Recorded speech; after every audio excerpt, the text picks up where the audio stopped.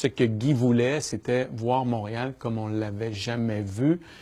Il y a des choses qui sont le fun qu'on voit de la ville qui est complètement différent là, de ce qu'on est habitué de voir.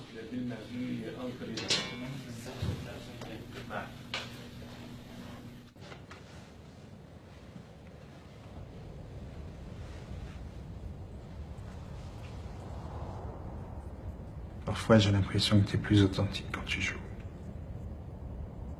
C'est très bien. De toute manière, tu as toujours préféré l'actrice.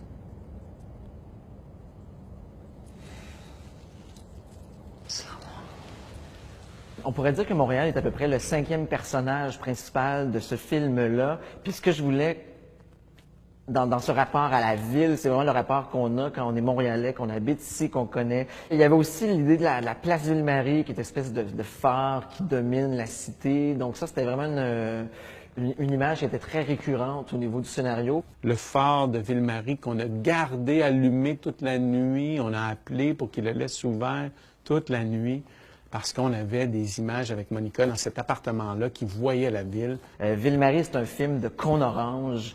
Il y en a partout. C'est une ville labyrinthique, chaotique. C'est une ville qu'on aime détester. Donc c'est un peu ça qu'on voulait donner comme image de la ville, mais en même temps c'est une ville qui est très belle, mais qui peut être aussi très très ordinaire. Donc il y a tout ça dans la conception, même dans la conception visuelle du film. On voulait parler de la ville et de ses travaux et de ses interminables rues barrées, etc.